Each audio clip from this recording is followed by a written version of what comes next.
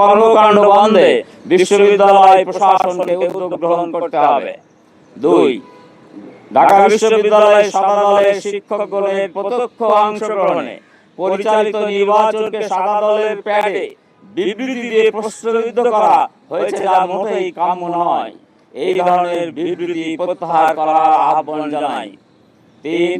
2025 সালের ডাকসু নির্বাচন অবাধ ও সুষ্ঠুভাবে সম্পন্ন হওয়ায় ইতিমধ্যে দেশ বিদেশে ব্যাপক প্রশংসিত হয়েছে। এমন নির্বাচনকে প্রশ্নবিদ্ধ করে যে সকল তৎপরতা পরিলক্ষিত হচ্ছে, সেগুলোর বিষয়ে বিশ্ববিদ্যালয় প্রশাসনকে আইনানুগ পদক্ষেপ গ্রহণ করার জোর দাবি জানাচ্ছি।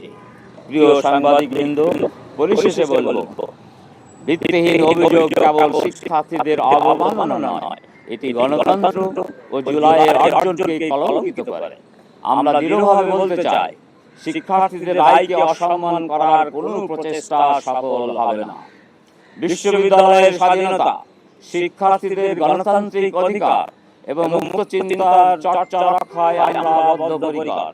শিক্ষার্থীরা যে গণতান্ত্রিক বিজয় অর্জন করেছে, তা কার্যকর নেতৃত্বের মাধ্যমে বাস্তবায়িত হবে।